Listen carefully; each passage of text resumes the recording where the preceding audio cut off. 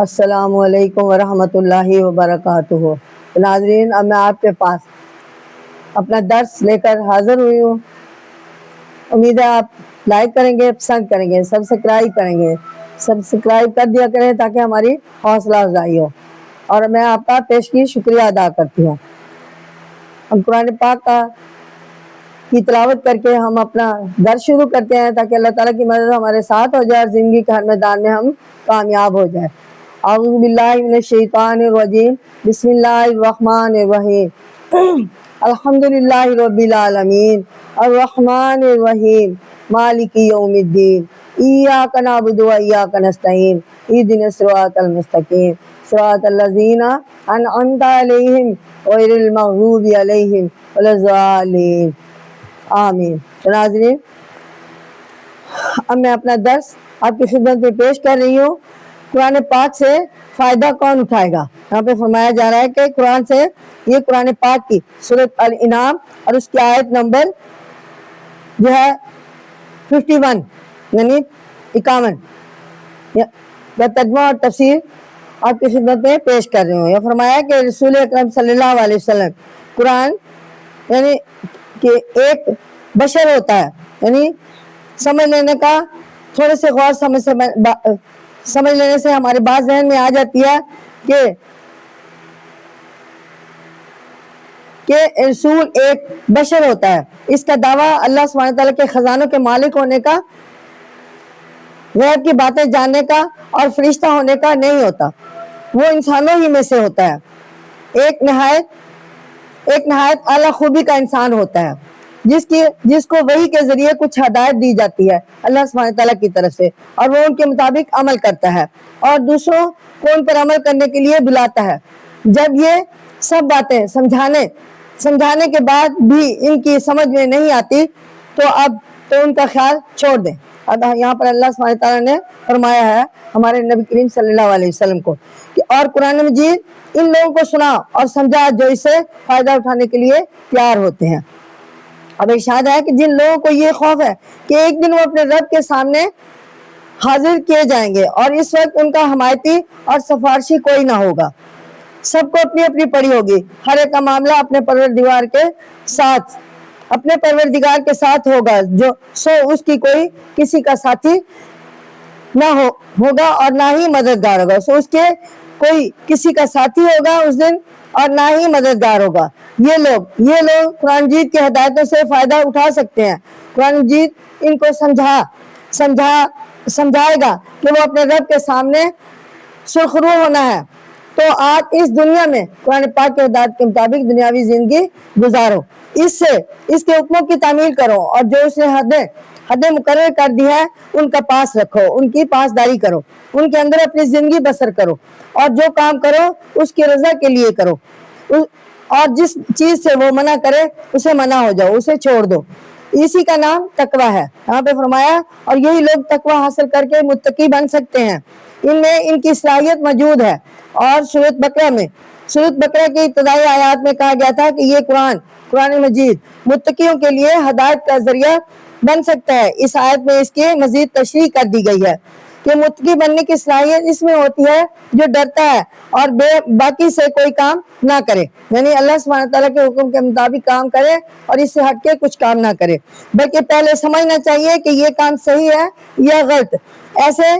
ایسے آدمی کے لیے قرآن ہادی اور رہبر ہے۔ قرآن پاک اور ہمارے نبی کریم صلی اللہ علیہ وسلم ان کے لیے ہدایت کا سرچشمہ ہے۔ اب یہاں پہ بتایا گیا ہے خلوص والوں کو دور مت کرو۔ یہاں پہ قرآن آیات کے ذریعے فرمایا کہ جو خلوص رکھتے ہیں ان سے پیچھے مت ہٹو اور ان کو اپنے سے دور نہ کرو۔ وَلَا تَطْرُدِ الَّذِينَ يَدْعُونَ رَبَّهُمْ، اور ان لوگوں کو جو اپنے رب کو صبح و شام پکارتے ہیں، بالغداوتی والعشی، یعنی صبح اور شام، یریدون وجہ، اور اس کی رضا چاہتے ہیں، یریدون وجہ اور اس کی رضا چاہتے ہیں۔ ما علیک من حسابہم من شیء، اور مت کرو جو تجھ پر ان کے حساب میں سے کچھ نہیں، یعنی جو وہ کام مت کرو جن کا اللہ سبحانہ تعالیٰ نے کرنے سے منع کیا ہے۔ وما من، یعنی جس کی کوئی ویلیو نہیں ہے، جنت نہ دوزخ، نہ اللہ تعالیٰ ان سے خوش ہوتے ہیں اور نہ ان کے جو ہے جزا میں انہیں جنت ملے گی۔ اور وہ کام مت کرو کہ تجھ پر ان کے حساب میں سے کچھ نہیں، وما من حسابک علیہم من شیء، اور نہ تیرے حساب میں سے ان پر کچھ ہے، یعنی علیہ من شیء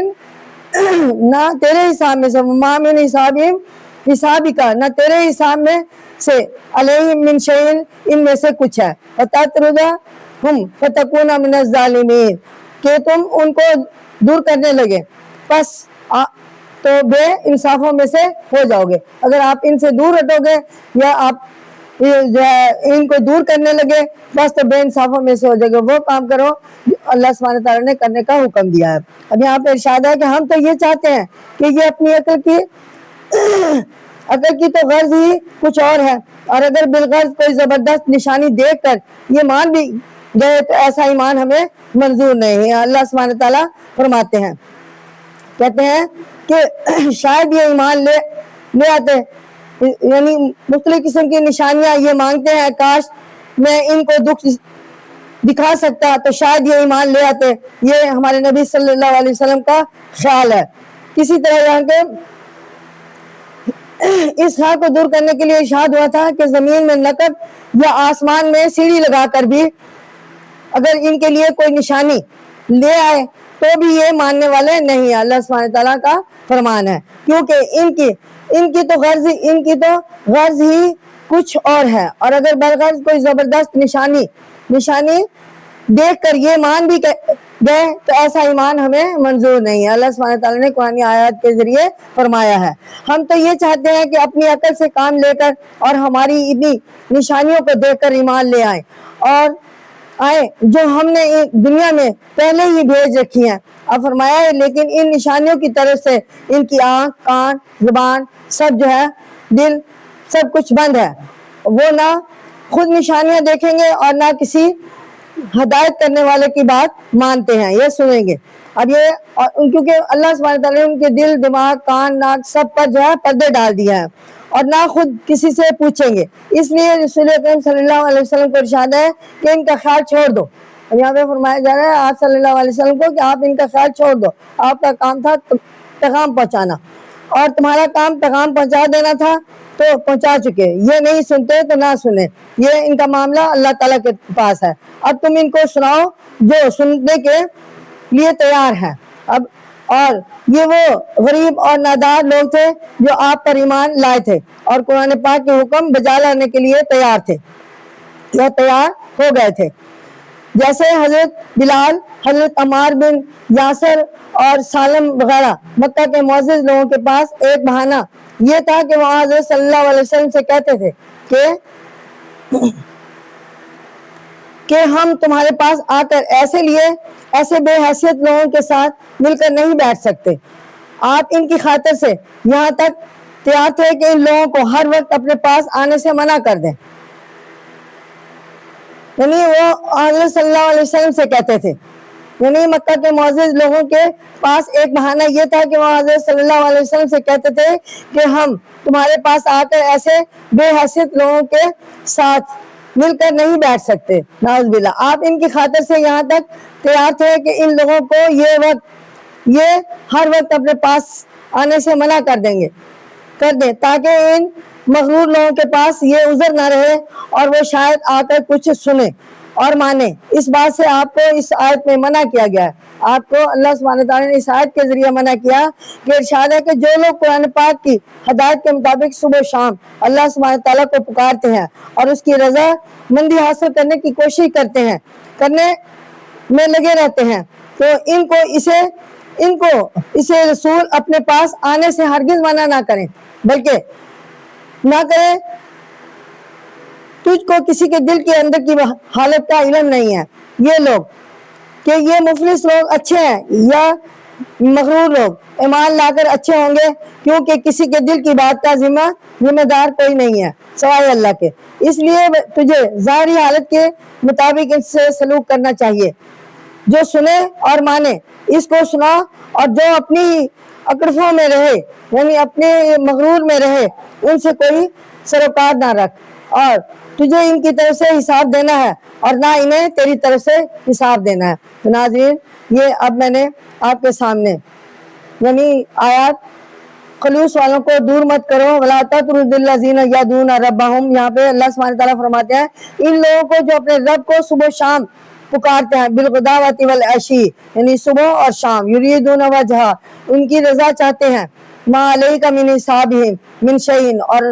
مت دور مت کر تجھ پر ان کے حساب میں سے کچھ نہیں ہے, وما من حسابک, اور نہ تیرے حساب میں ان پر کچھ ہے, علیہم من شیء فتطردہم فتکون من الظالمین, تو ان کو دور مت کر کہ ان کو دور کرنے لگے پس تو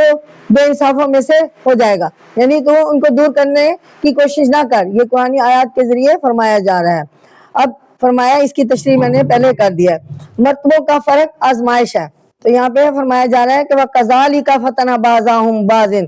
اور اسی طرح ہم نے بعض لوگوں کو بعض سے آزمایا, یعنی وَكَذَلِكَ فَتَنَ بَعْضَهُمْ بَعْضٍ, اور اسی طرح ہم نے بعض لوگوں کو بعض سے آزمایا ہے, لِيَقُولُوا هَؤُلَاءِ مِنَ اللَّهِ عَلَيْهِمْ, تاکہ کہیں کیا یہی لوگ ہیں جن پر ہم سب اللہ سبحانہ تعالیٰ نے, یعنی بینانا, اللہ سبحانہ تعالیٰ نے فضل کیا ہے. علیہ صلی بعلامہ, کیا اللہ شکر کرنے والوں کو خوب جاننے والا ہے, یعنی علیہ صلی بعلامہ بالشاکرین, کہا کہ لیسا بعلامہ, یعنی کیا نہیں اللہ جاننے والا شکر گزاروں کا, بالشاکرین شکر گزاروں کا. تو یہاں پہ قرآن آیت کے ذریعے ساتھ میں بتایا گیا ہے کہ ہم نے ان کے مرتبوں میں فرق اس لیے رکھا ہے کہ اور کسی کو مال اور کسی کو مفلس اس لیے بنایا ہے کہ ان کی ایک بڑی حکمت سمجھا دیں اور بتلا دیں کہ مال و دولت مرتبہ حاصل ہو جانے سے یہ ضروری نہیں ہے کہ آدمی پورا انسان بن جائے, اور مفلس ہونے کا یہ مطلب ہے کہ اللہ سبحانہ تعالیٰ کے نزدیک یہ شخص بالکل گیا گزرا ہے. تو ناظرین, یہ اخلاقی لحاظ سے اچھا ہو ہی نہیں سکتا. فضیلت اور شرافت دل کے صاف ستھرے ہونے پر اور اخلاق کے بلندی پر موقف ہے. کسی کے مالدار ہونے سے یہ لازم نہیں آتا کہ اخلاق اور انسانیت میں بھی وہی اچھا ہے, اور مفلس ہونے سے نیک سیرت بننے کا دروازہ بند نہیں ہوتا. تو ناظرین, اس آیت میں یہی فیصلہ بخوبی واضح کیا گیا ہے. فرمایا ہے, ارشاد ہے کہ یہ تم کو کسی کو مفلس اور کسی کو مالدار دیکھ رہے ہیں, یہ فقط انسان کی آزمائش کا ایک طریقہ ہے. اللہ سبحانہ تعالیٰ کے ہاں مقبول ہونے کی علامت مالدار ہونا نہیں ہے, بلکہ وہ مفلسوں کو بھی خلوص اور ایمانداری دے کر ان پر اپنا فضل کر سکتا ہے. یہاں پہ فرمایا, یہاں تک کہ مال اور دولت والے ان کو دیکھ کر تعجب کر سکتے ہیں کہ کیا ہمیں چھوڑ کر ان بے حقیقت لوگوں مفلسوں اور عاجزوں کو اللہ اپنی رحمت اور کرم سے سرفراز کر سکتا ہے. تو ناظرین سنیں ذرا, انہیں معلوم ہونا چاہیے کہ اللہ ان لوگوں کو جنہیں اللہ سبحانہ تعالیٰ کی شکر گزاری کا سلیقہ ہے تم سے زیادہ جانتا ہے, اور ان پر اپنا انعام و کرام نازل کرتا ہے, تاکہ تم یہ دیکھ کر اس غلط فہمی اور عام خیالی سے نجات حاصل کرو کہ دولت اور برتری سب سے اچھی چیز, یعنی تاکہ تم یہ دیکھ کر اس غلط فہمی اور عام خیالی سے یعنی خام خیالی سے نجات حاصل کرو کہ دولت اور برتری سب سے اچھی چیز ہے یا نہیں ہے. تو یہ میں آپ کو بتا دوں کہ مسلمانوں کی دل جوئی کرو. اب یہاں پہ قرآن پاک کی سورت انعام, اس کے بارے میں اس کے ذریعے ہمیں سمجھایا جا رہا ہے کہ قرآن آیات مسلمانوں کی دل جوئی کرو. اب یہاں پہ آیت نمبر 54 اور 55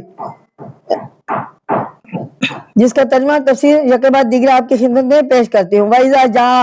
جَاءَكَ الَّذِينَ يُؤْمِنُونَ بِآيَاتِنَا, جب تیرے پاس ہماری آیتوں کے ماننے والے آئیں,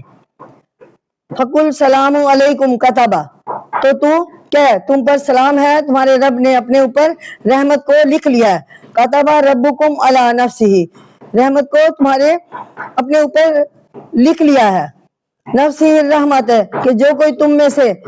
انہو من عامل منکم سوا, کہ جو کوئی تم میں سے ناواقف ہے سو بجہالت برائی کرے, ثم تاب من بعدی, پھر بخشنے والا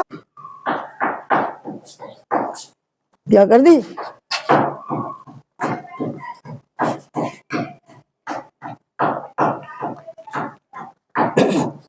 تو کیا ہے یعنی فقل کیا ہے سلام علیکم کتب ربکم، کیا ہے تم پر سلام ہے، تمہارے رب نے اپنے اوپر کتب ربکم یعنی تمہارے رب نے اپنے اوپر رحمت کو علی نفسہ الرحمتی اپنے اوپر رحمت کو لکھ لیا ہے تمہارے لیے، انہ من عمل منکم سوءا کہ جو کوئی تم میں سے ناواقف ہے بجہالۃ ثم تاب من بعدہ برائی کرے پھر اس کے بعد توبہ کر لے، فاصلح فانہ غفور الرحیم اور نیک ہو جائے تو بات یہ ہے کہ وہ بخشنے والا مہربان ہے۔ اب یہاں پہ اللہ سبحانہ وتعالیٰ فرماتے ہیں وَكَذَلِكَ نُفَصِّلُ الْآيَاتِ لِتَسْتَبِينَ اور اسی طرح ہم آیتوں کو تفصیل سے بیان کرتے ہیں، نُفَصِّلُ الْآيَاتِ یعنی تفصیل کے ساتھ بیان کرتے ہیں، وَلَا تَسْتَبِينَ تاکہ گنہگار سبیل المجرمین گنہگاروں کا طریقہ کھل جائے یعنی گنہگار سامنے آ جائے اور پتہ چل جائے۔ آیتوں کی تفصیل کس سے اس آیت میں رسول اکرم صلی اللہ علیہ وسلم کو خاص طور پر ہدایت کی گئی ہے کہ ان کو تسلی اور دلا دے اور خوشخبری سنا دے کہ وہ اسلام لا کر اللہ سبحانہ تعالیٰ کی رحمت کے مستحق ہو چکے ہیں، یہاں تک کہ اگر نادانی کی وجہ سے ان سے کوئی قصور بھی ہو جائے تو وہ توبہ سے معاف ہو جائے گا۔ اللہ سبحانہ تعالیٰ ان کی نیت اور دل کی حالت کو جانتے ہیں کہ وہ جان بوجھ کر اللہ سبحانہ تعالیٰ کی نافرمانی نہیں کرتے، اس لیے ان کی بھول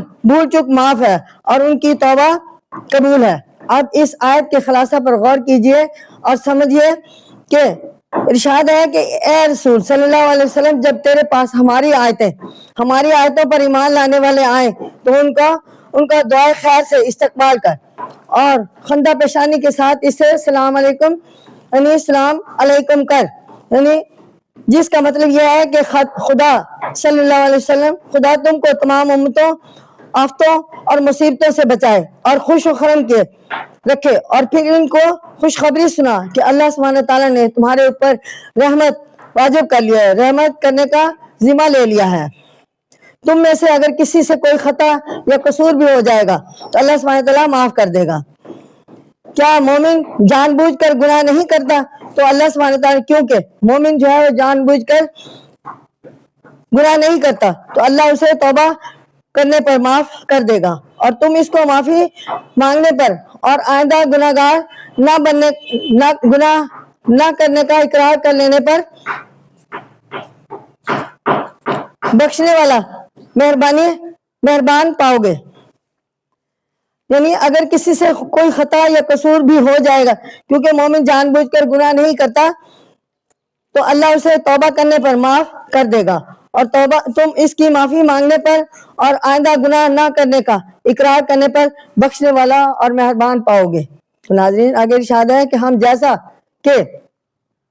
تم دیکھتے ہو ان آیتوں میں باتوں کو خوب کھول کر صاف بیان کرتے ہیں، یہ ہماری شان رحمت اور ہدایت کا تقاضا ہے، اور اس سے ایک غرض یہ ہے کہ گنہگاروں اور مجرموں کا راستہ نیک لوگوں کے راستے سے بالکل جدا ہو جائے گا، اور کسی کو ان دونوں راستوں کے الگ الگ ہونے میں ذرا شبہ نہ رہے گا۔ تو ناظرین اب میں آپ کے سامنے قرآن پاک کی سورۃ انعام اور اس کے آیت نمبر 56 کا ترجمہ بھی تفسیر آپ کی خدمت میں پیش کر رہی ہوں، سنیں اور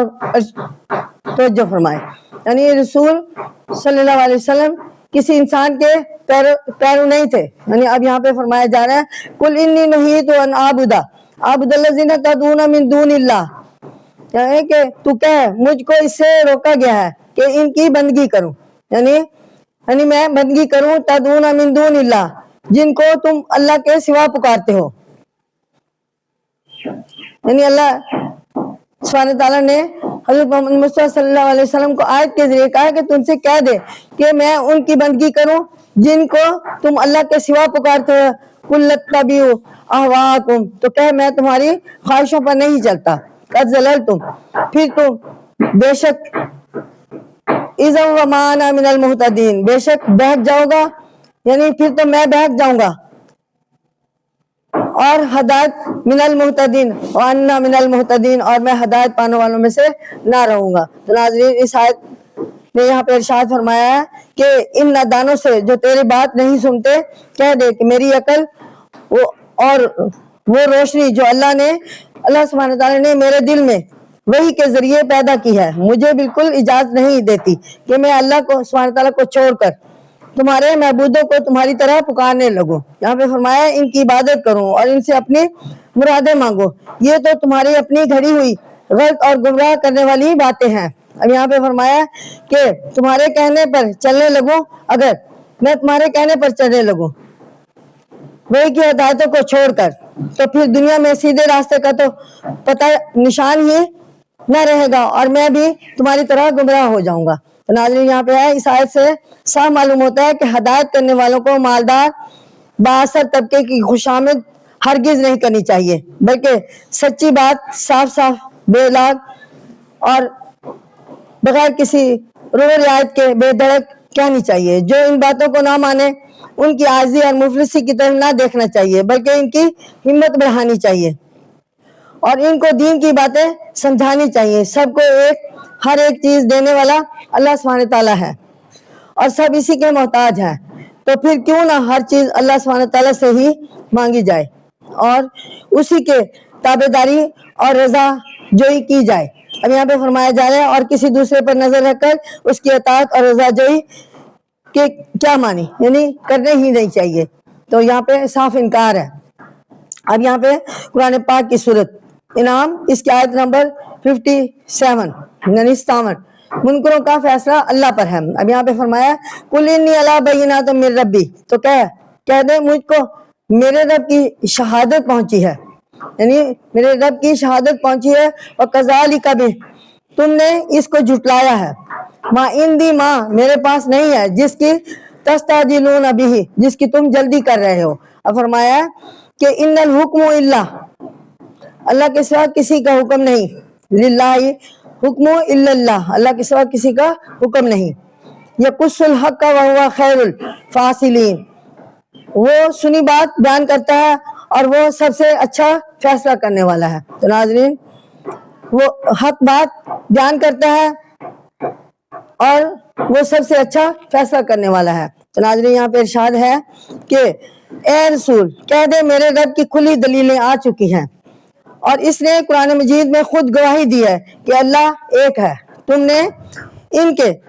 کے سب کے یعنی تم ان سب کے جھٹلانے پر کمر باندھی ہے اور ڈٹائی سے کہتے ہو کہ ہم تمہیں نہیں مانتے، ہم پر عذاب نازل کر۔ اب خوب کان کھول کر سن لو کہ عذاب بھیجنا میرے اختیار میں ہے، کسی پیغمبر کے اختیار میں عذاب بھیجنا نہیں ہے، اس کا کام تو صرف اللہ تعالیٰ کا پیغام اس تک پہنچانا ہے۔ نافرمانی کی سزا تمہیں ضرور ملے گی جو میں نے دینی ہے، لیکن تم جو اس میں جلدی کر رہے ہو تو تمہارا یہ خیال معلوم ہوتا ہے کہ عذاب دنیا میں میرے ہاتھ میں ہے، یہ خیال غلط ہے، نہ میں نے یہاں نبی پاک صلی اللہ علیہ وسلم فرما رہے ہیں یہ خیال غلط ہے، نہ میں نے کبھی اس کا دعویٰ کیا ہے۔ حکم دنیا فقط دینا اللہ کا کام ہے اور وہ اپنے سچے اور کھلے احکام صاف صاف بیان کرتا ہے اور نہ ماننے والوں کو سزا دینے کا فیصلہ اسی کے اختیار میں ہے اور اس سے بڑھ کر فیصلہ کرنے والا کوئی اور ہو بھی نہیں سکتا۔ ناظرین فرمایا مجھے تو اسی کا فیصلہ خوشی سے منظور ہے اور تمہیں بھی آخر مجبور ہو کر اس کا فیصلہ ماننا پڑے گا۔ تو ناظرین یہاں پہ ارشاد فرمایا جا رہا ہے کہ سزا دینا صرف اللہ سبحانہ تعالیٰ کا کام ہے۔ یہ قرآن پاک کی سورت انعام جس کی آیت نمبر 58 کے ترجمے میں آپ کو بتا رہی ہوں، کلو انا عندی ما تستعجلون، تو کہے اگر میرے پاس وہ چیزیں ہوتی جس کی تم جلدی کر رہے ہو، بہ لقضی الامر بینی و بینکم، تو میرے اور تمہارے درمیان جھگڑا طے ہو چکا ہوتا، واللہ اعلم بالظالمین، اور اللہ ظالموں کو خوب جانتا ہے۔ اس آیت میں ارشاد فرمایا گیا ہے کہ میں ایک بھید بیان کیا گیا ہے، یعنی اس آیت میں ایک بھید بیان کیا گیا ہے کہ اگر عذاب بھیجنے کا اختیار سوائے اللہ عز و جل کے کسی اور کے ہاتھ میں ہوتا تو دنیا کی کیا گت ہوتی۔ بشر کا علم اور تحمل دونوں محدود ہیں، اگر اس کے اختیار میں نافرمانی کی سزا دینی آ جائے تو وہ اس کی سزا میں دیر نہیں لگائے گا، برخلاف اس کے اللہ عز و جل کا علم تمام حالات کا پورا احاطہ کیے ہوئے ہے، وہ ہر کام کے لیے نتیجے سے پورے طور پر واقف ہے، پھر اس کی صفت حکیم ہے، یعنی وہ ہر کام کا موقع محل اور اس کی مناسب وقت اور اس کے پوری طرح جاننا، مصلحتوں کا پورا علم رکھنا، وہ حلیم بھی ہے اور خطا کاروں کو ڈھیل دے سکتا ہے، اس کے ساتھ ہی وہ مجرم کی حالت پوری طرح جانتا ہے اور جرم کی نوعیت اور مقدار سب اس کے اوپر واضح ہے۔ اب یہاں پہ ہے کہ اگر انسان کے ہاتھ میں عذاب دے دیا ہو جاتا تو جانے دنیا کب تک کی تہس نہس ہو گئی ہوتی۔ انسان کے اندر اللہ کے رسولوں میں اللہ کا دیا ہوا علم، حلم، صبر سب سے زیادہ ہوتا ہے۔ جب رسول ہی سے فرما دیا گیا کہ کہہ دے میرے ہاتھ میں اگر عذاب ہوتا تو کام کبھی کا ختم ہو چکا ہوتا، تو اور کسی کا تو ذکر ہی کیا ہے۔ اب آیت کا مطلب سنیے، ارشاد ہے کہ اے رسول کہہ دے تم جس بات کو جلدی کر رہے ہو اگر میرے اختیار میں ہوتی تو جھگڑا کب کا ختم ہو چکا ہوتا یا چک گیا ہوتا، لیکن معاملہ تو اللہ کے ہاتھ میں ہے، وہی جب مناسب سمجھے گا عذاب بھیجے گا۔ اور ان آیتوں میں اللہ سبحانہ تعالیٰ نے اپنے رسول کا منصب واضح کر دیا ہے۔ اگر ان کا کام کسی کی روایت خوشامد کرنا یا کسی سے ناراض ہونا اور اسے سزا دینا نہیں، اور نہ وہ کسی کو ایمان لانے پر مجبور کر سکتے ہیں، ان کا کام تو فقط یہ ہے کہ اللہ سبحانہ تعالیٰ کی طرف سے جو وحی آتی ہے، وحی کے ذریعے ان کے پاس جو حکم آتا ہے وہ اس کے بندوں تک پہنچا دے اور اس کو تلقین اور تفہیم اور عمل کے ذریعے سے اچھی طرح سمجھا دے کہ سب کچھ اللہ سبحانہ تعالیٰ کے اختیار اور قبضہ قدرت میں ہے۔ تو ناظرین، اب میں آپ کے سامنے قرآن پاک کی سورت 59 جس کا ترجمہ بھی تفسیر خدمت میں پیش کروں گی، سنیے۔ اللہ کو ذرہ کا علم ہے، یہاں پہ فرمایا عندہ مفاتیح الغیب لا یعلمھا، اور اسی کے پاس غیب کی کنجیاں ہیں کہ ان کو اس کے سوا کوئی نہیں جانتا، الا ھو ویعلم ما فی البر والبحر، اور جو جنگل میں اور دریا میں یعنی خشکی میں اور دریا میں ہے وہ جانتا ہے اللہ سبحانہ تعالیٰ۔ وما تسقط من ورقۃ الا یعلمھا، اور کوئی پتا نہیں جھڑتا مگر وہ اس کو جانتا ہے۔ ولا حبۃ فی ظلمات الارض، اور زمین کے اندھیروں میں کوئی اور دانہ نہیں گرتا۔ ولا رطب ولا یابس الا فی کتاب مبین، کوئی ہری چیز نہ سوکھی چیز، سب کتاب مبین میں لکھی ہوئی ہے۔ تو ناظرین سنیں، اس آیت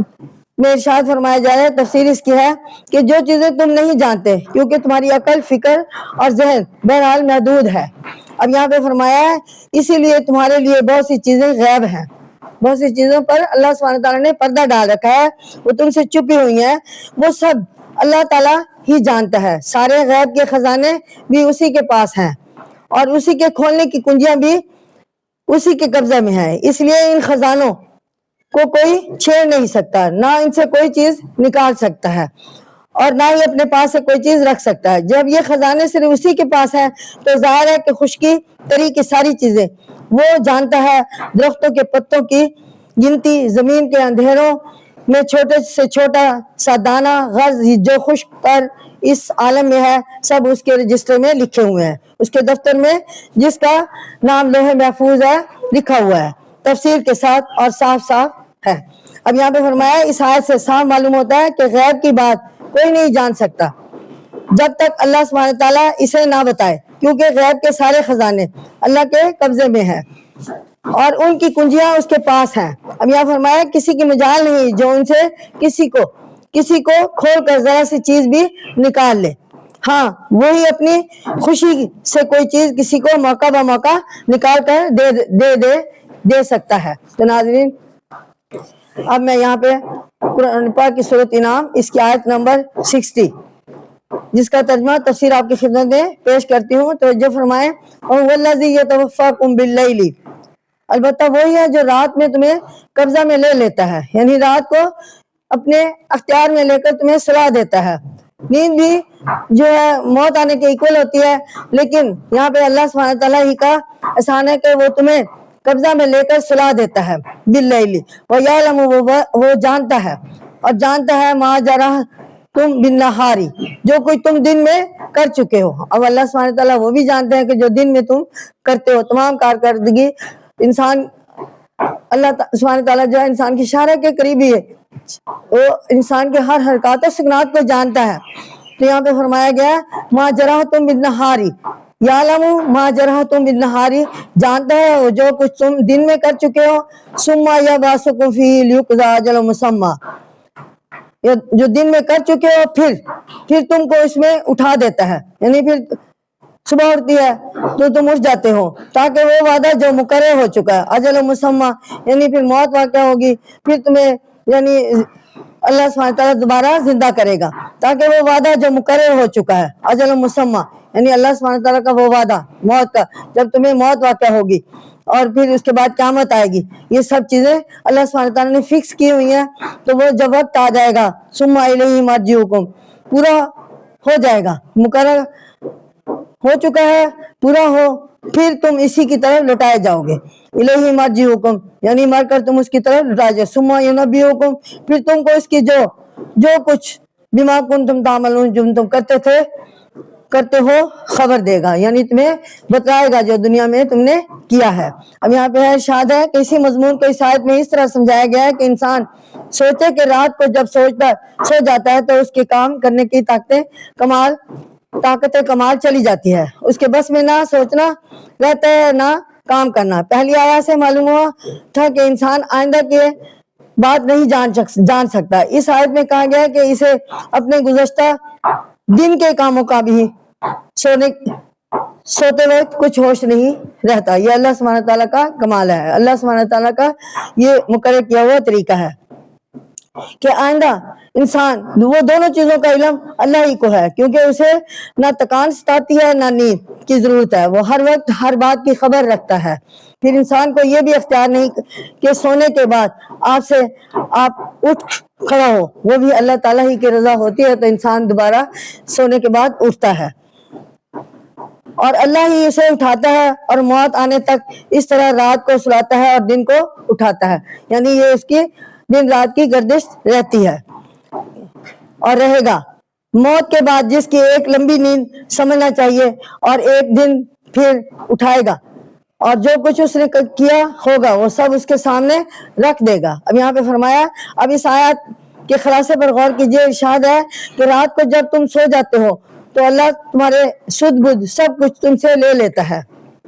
تمہیں ان باتوں کی خبر بھی نہیں رہتی جو تم دن بھر کرتے رہتے تھے, مگر اللہ سب کچھ جانتا ہے. پھر جب دن ہوتا ہے تو وہ تمہیں پھر اٹھا بٹھاتا ہے تاکہ اپنی مقررہ عمر کے پوری کرو. آخرکار عمر ختم ہو جاتی ہے. اللہ سبحانہ تعالیٰ کا فکس کیا ہوا وہ دن جب دنیا سے جانا ہوتا ہے جسے موت کہتے ہیں, وہ انسان پر آ جاتی ہے اور انسان ایسا سوتا ہے کہ پھر نہیں اٹھتا, یعنی وہ نیند ایسی ہے کہ پھر اٹھنے کا امکان ہی نہیں ہے. لیکن اللہ سبحانہ تعالیٰ اسے پھر اٹھائے گا, یعنی قیامت کے دن پھر اٹھائے گا اسے بھی اور جو اس سے پہلے گزشتہ جو لوگ جا چکے ہیں اس دنیا سے ان کو بھی پھر اٹھائے گا اور عمر گزشتہ کے ساری کارستانیاں اس کے سامنے رکھ دی جائیں گی. یعنی گزشتہ عمر زندگی میں اس نے جو کچھ بھی دنیا میں کیا ہوگا سب اس کے سامنے اس کا اعمال نامہ اس کے دائیں ہاتھ میں دے دیا جائے گا. جا کے اس نے نیک عمل کیے ہوں گے, اگر برے کیے ہوں گے تو بائیں ہاتھ میں دے دیے جائیں گے. اس آیت میں انسانی زندگی کا عجیب نقشہ کھینچا گیا ہے. انسان کی عمر ایک محدود وقت کے اندر گھری ہوئی ہے اور اس میں وہ دن کو کام کرتا ہے اور رات کو تھک کر سو جاتا ہے, اور دن بھر جو کام کیے تھے ان کا کچھ ہوش نہیں رہتا. اب یہاں پہ فرمایا ہے ایک وقت ایسا آئے گا کہ وہ بالکل سو جائے گا اور لمبی نیند کے بعد ایک دن اٹھے گا اور وہ دن قیامت کا ہوگا اور دنیا کے سارے کام اس کے سامنے آ جائیں گے اور وہ اس کا نتیجہ بھگتے گا اور ہمیشہ زندہ رہے گا. یعنی جنت کی صورت میں اگر جنت میں جائے گا تو جنت میں ہمیشہ خوشی کی زندگی اور آرام دہ اور سکون دہ محلوں میں زندگی گزارے گا. نعوذ باللہ اللہ پاک اسے دوسرے راستے پہ نہ لے کے جائے. اگر خدا نہ خواستہ اس کے اعمال اچھے نہ ہوئے تو اسے دوزخ رسید کر دیا جائے گا. یا اللہ اس وقت سے بچائے اور ہر مسلمان کو دوزخ سے بچائے اور اسے دنیا میں ہی نیک کام کرنے کی توفیق عطا فرمائے، آمین ثم آمین۔ آئندہ درس تک کے لیے میں آپ سے اجازت چاہتی ہوں۔ السلام علیکم ورحمۃ اللہ وبرکاتہ۔